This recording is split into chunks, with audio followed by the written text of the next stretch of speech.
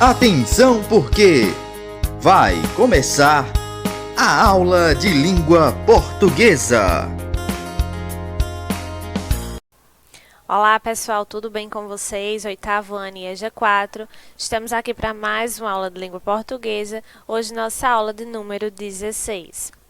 Não temos correção porque a última aula foi a avaliação. Espero que todo mundo tenha se saído muito bem.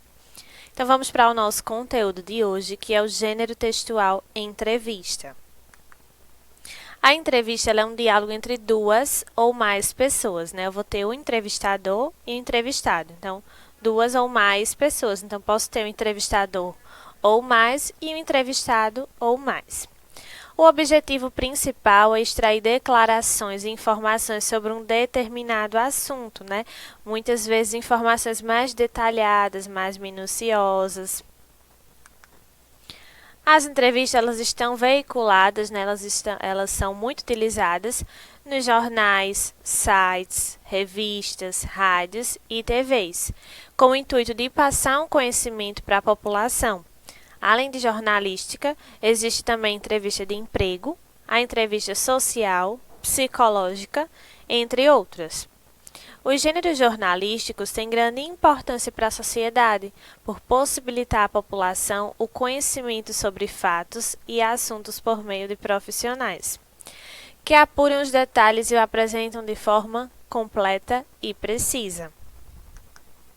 Então, eu tenho aí um exemplo, certo, de uma entrevista psicológica, onde o profissional da área, o psicólogo, o psiquiatra, ele vai fazer uma entrevista com o seu paciente, sabendo suas principais queixas, perguntas básicas sobre ele, e também vai vendo a sua evolução em cada consulta, Então, eu tenho aí uma avaliação, um roteiro de uma entrevista para uma avaliação psicológica. Nós temos também a entrevista social, onde ela vai trazer questões socioeconômicas das pessoas, certo? Então, eu tenho aí uma ficha de entrevista social. Então, eu trouxe aí essas imagens exemplificando.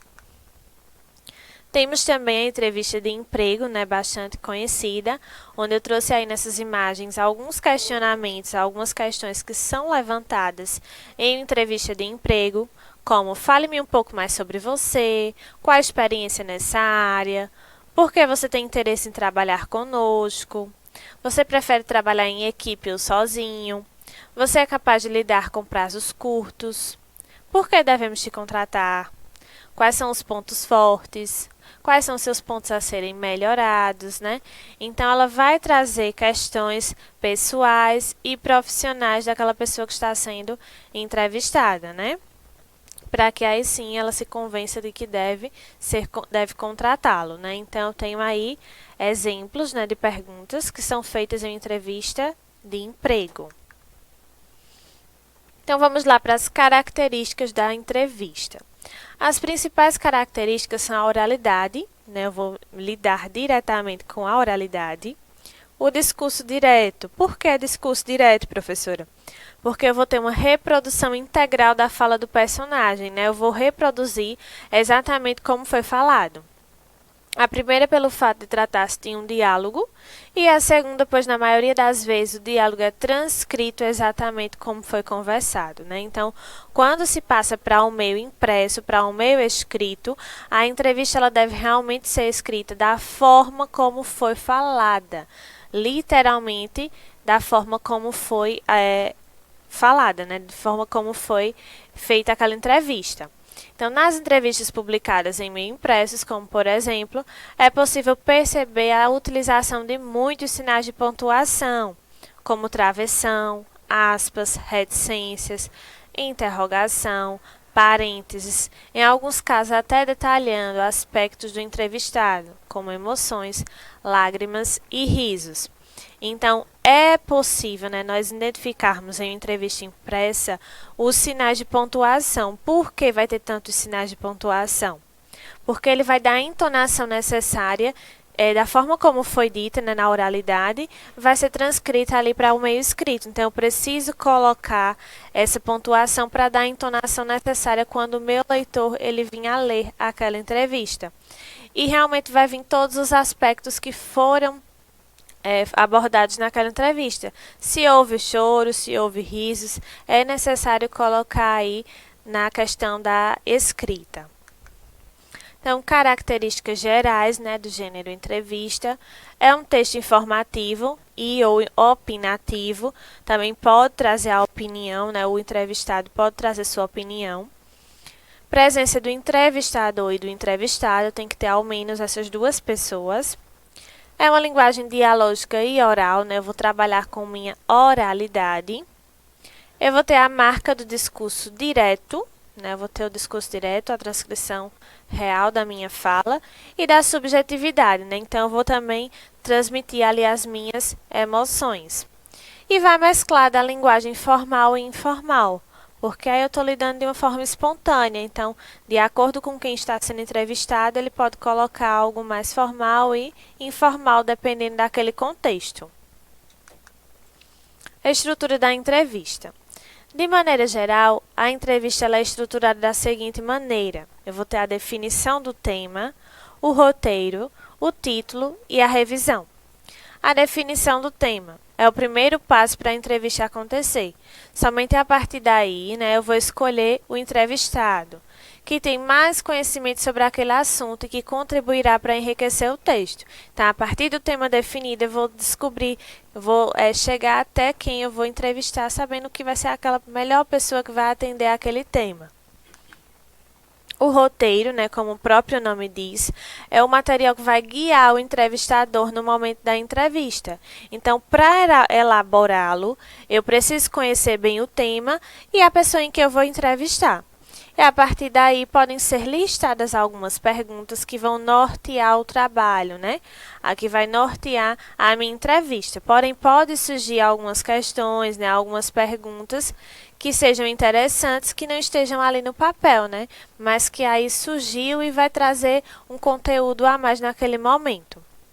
E o título, realizada a entrevista, ela é transcrita, se for para o jornal, revista ou internet. E muitas vezes ela é iniciada com um título, que deve resumir o assunto abordado de maneira interessante, que prenda a atenção do leitor, né? Então, o meu título, como eu sempre falo para vocês, o título ele é o coração do texto, né? Então, a partir do título é que vai chamar a atenção para que eu continue a minha leitura. Então, um bom título, ele vai chamar a atenção e vai fazer com que a pessoa leia o texto por completo. A revisão, por fim, é fundamental que todo o texto seja revisado para identificar os possíveis erros na hora da escrita. Um exemplo de como funciona essa estrutura na prática é a dinâmica em um veículo de comunicação. Após a definição da pauta, que é o tema da reportagem ou matéria, o repórter ele faz as pesquisas necessárias para realizar a entrevista. É comum que seja utilizada uma câmera ou gravador para que seja possível transcrever de maneira literal tudo o que foi dito. Após a transcrição e revisão, a entrevista aí sim ela vai ser publicada. Podem ser utilizados mecanismos que atraem o leitor, como o olho, que são destaques em frases ditas pelo entrevistado, né? Então, é necessário o uso de um gravador ou câmera para que, quando for transcrever, realmente seja escrita de forma literal, não perdendo nada do que foi dito naquela entrevista.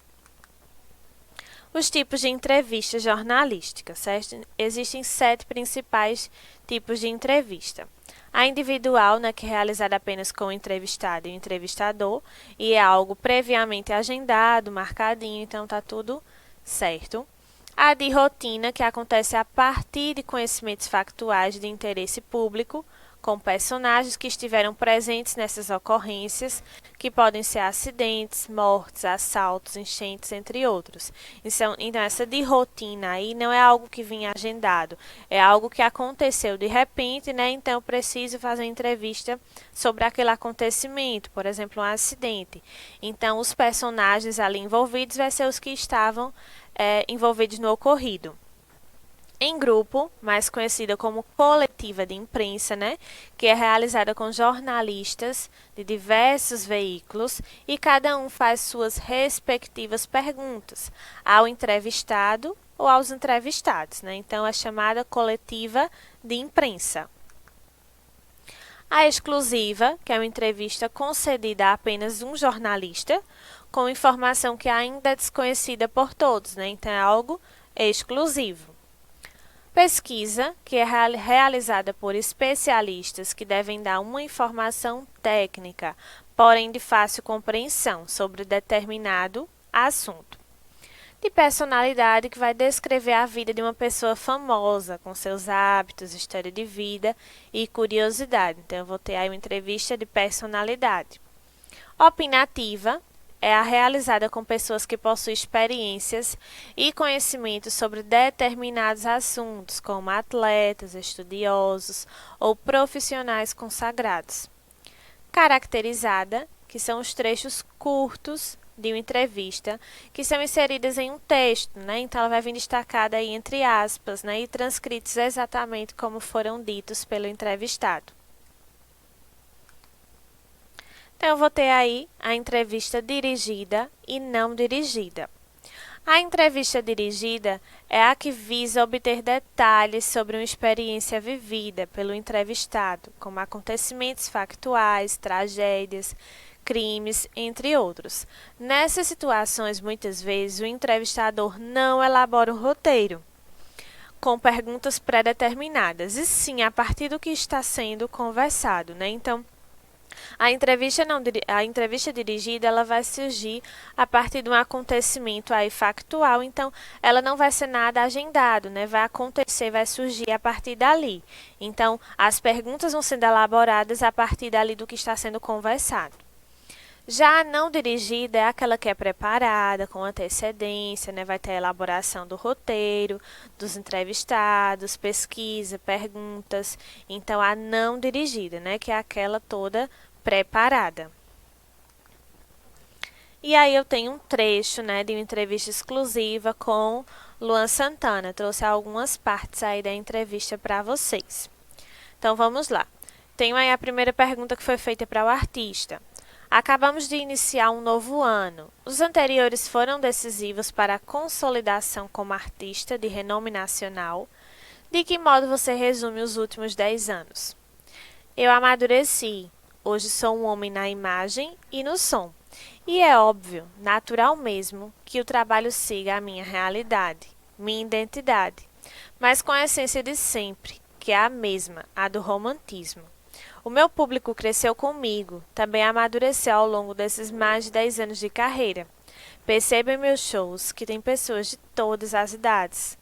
Canto para todos, quero que a minha música toque o coração das pessoas. Não gosto de rótulos, porque não sou um produto criado. Sou um cantor que tenho a música na alma. Me sinto honrado e realizado por receber o Crowley, a homenagem do artista mais tocado da década, e também de estar entre os 8 mais tocados da história da rádio no Brasil, desde que o órgão de aferição foi inaugurado aqui. O que você diria para o Luan Santana de 10 anos atrás? Você está no caminho certo. Siga firme em seus propósitos e não desista jamais, porque quem sonha consegue alcançar. E as resoluções de ano novo, quais os objetivos de 2020? Vamos continuar trabalhando no DVD Viva e fazendo novas parcerias. Recentemente estive em Salvador, gravando cenas do clipe de Sofrendo Feito um Louco, que traz a parceria com o Olodum. E na segunda metade de janeiro, em Cabedelo, grava a segunda parte do clipe com o amigo Léo Santana. E para os próximos 10 anos, quais são as expectativas? Deixo Deus conduzir meus passos ao lado dos meus fãs e de minha equipe, mas sem dúvidas temos muito a ser feito neste ano de 2020. Estou sempre planejando e preparando algo novo para os fãs. Então, esse foi um trecho aí de uma entrevista com o cantor Luan Santana. Essas são as referências da nossa aula de hoje. Encerramos aqui mais uma aula, pessoal. Espero que tenham gostado e tenham compreendido. Muito obrigada pela atenção de vocês. Encerramos hoje nossa segunda unidade. Então, se cuidem, fiquem em casa. Gratidão é quando a gente abraça Deus e agradece por todas as bênçãos dadas por Ele. Então, um abraço, fiquem com Deus e até a próxima.